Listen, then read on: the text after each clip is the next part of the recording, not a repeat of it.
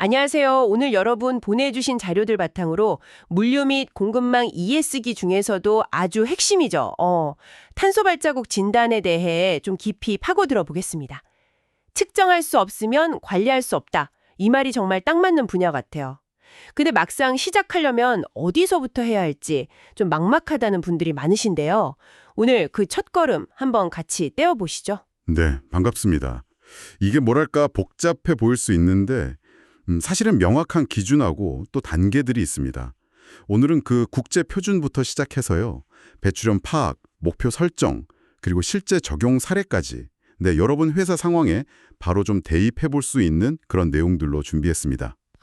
역시 기준이 제일 먼저겠네요. 방법론이 여러 개면 비교가 어려우니까요. 역시 국제 표준이 중요하겠어요. 맞습니다. 그래서 2023년 3월에 나온 ISO 14083이 중요합니다. ISO 14083이요. 이 표준의 핵심은 육상, 해상, 항공 모든 운송수단을 그 하나의 통합된 틀 안에서 다룬다는 거고요. 그리고 연료 채굴부터 실제 운행까지 그 well to wheel이라고 하죠. 전 과정의 배출량을 계산합니다. 특히 이제 추정치보다는 실제 운행 데이터 활용을 우선하고요. 실제 데이터. 그럼 실무에서는 이 ISO 표준을 어떻게 좀 구체적으로 적용할 수 있을까요? 뭐 가이드라인 같은 게 따로 있나요? 네네, 있습니다. 바로 GLEC 프레임워크인데요. GLEC 프레임워크. 최신 버전 V3.1은 ISO 14083과 완벽하게 딱 맞아요. 그래서 여러 운송수단을 막 복합적으로 쓰는 그런 복잡한 공급망에서도 배출량 산정하고 보고하는 구체적인 방법론을 제공합니다. 사용자 친화적으로 잘 되어 있고요. 네, 기준을 알았으니 그럼 다음은 어디서 배출되는지 파악하는 거겠죠? 그 스코프 개념이 여기서 나오는군요. 그렇죠. 스코프 1, 2는 그래도 좀 직관적인 것 같은데 역시 문제는 스코프 3일 것 같아요. 이게 왜 그렇게 관리하기가 어렵다고 하는 건가요? 정확히 보셨어요. 스코프 1은 우리 회사 차 운행이나 물류센터 장비 가동처럼 직접 배출이고요. 스코프 2는 이제 물류센터 전기 사용처럼 구매한 에너지에서 나오는 간접 배출이죠. 근데 스코프 3는 이게 우리 회사 통제 밖에 있는 것들이에요. 외부 운송 위탁, 원자재나 완제품 운송, 또 직원들 출장이나 통근 같은 가치사슬 전체 배출을 다 포함합니다. 가치사슬 전체요? 네, 이게 전체 배출량의 70% 이상을 차지할 수 있다는 점이 중요해요. 와, 70% 이상이요. 정말 크네요. 그럼 이거 빼고는 사실상 탄소 관리한다고 말하기 어렵겠는데요? 통제 밖의 영역이니까 뭐 데이터 확보부터 협력사 설득까지 관리가 진짜 까다롭겠네요. 바로 그겁니다. 단순히 협력사에 데이터 주세요 하는 수준을 넘어서 경우에 따라서는 그 가치사슬 자체를 다시 설계해야 할 수도 있어요. 그래서 가장 어렵지만 또 가장 중요하다고 말씀드리는 거고요. 물론 현실적으로는 배출량이 좀 큰 운송 단계부터 집중하는 게 방법이 될 수 있습니다. 당연히 운송 수단별로도 배출량 차이가 크고요. 운송 수단별 차이는 어느 정도인가요? 예를 들어서 트럭 같은 도로 운송은 보통 톤킬로미터당 0.1에서 0.3kg 정도의 이산화탄소 환산량 CO2를 배출하거든요. 근데 해상 운송은 0.01에서 0.03kg 수준입니다. 와, 거의 10배 차이네요. 네, 그렇죠. 해상 운송이 탄소 배출 측면에서는 트럭보다 10배 가까이 효율적이라는 계산이 나오죠. 물론 속도나 비용, 다른 것도 고려해야겠지만요.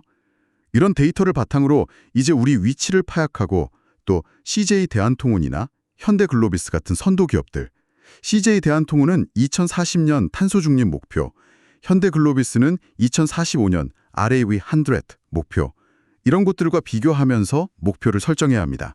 그럼 목표 설정할 때는 어떤 점을 좀 고려해야 할까요? 그냥 막연히 줄이겠다 이건 아닐 것 같고. 네, 막연하게 줄이겠다 이게 아니라 그 스마트 원칙이라고 하죠. 구체적이고 스페시픽, 측정 가능하고 measurable, 달성 가능하고 achievable, 또 현실적이고 relevant, 시간 제한이 있는 time bound. 이런 목표를 세우는 게 좋습니다. 그리고 국제적인 신뢰도를 위해서 SBTI, 그 과학 기반 감축 목표 이니셔티브 같은 검증된 방법론을 따르는 것도 중요하고요. SBTI요.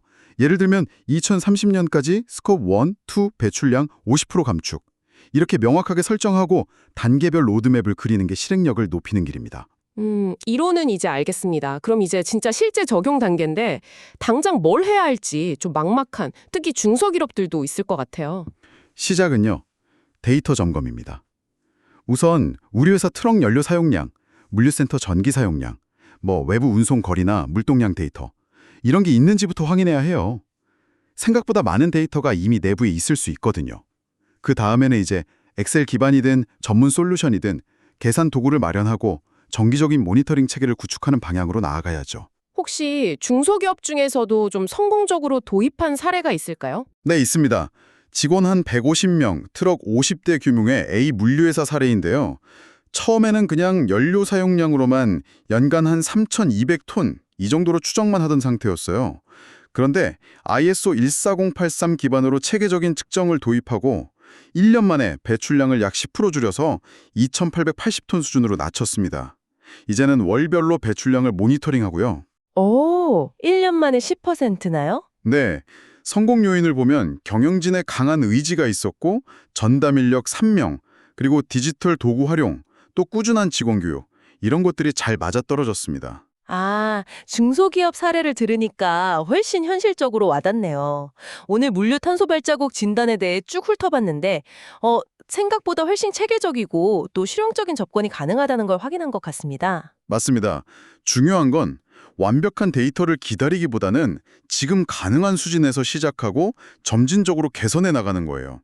이 진단 과정 자체가 우리 회사의 어떤 환경 인식을 높이고 또 비용 절감이나 효율 개선 같은 새로운 기회를 발견하는 계기가 될 수도 있습니다. 네, 오늘 이야기 들으시면서 여러분의 회사는 현재 탄소 배출량을 어떻게 파악하고 관리하고 계신지 한번 돌아보시면 좋겠습니다.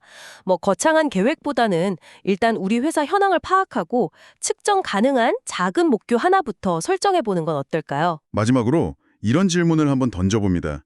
우리 회사의 가장 큰 탄소 배출원은 과연 무엇이고 또 가장 쉽게 개선을 시작할 수 있는 부분은 어디일까요? 이 질문에 대한 답을 찾아가는 과정. 그게 바로 실질적인 변화의 시작일 겁니다.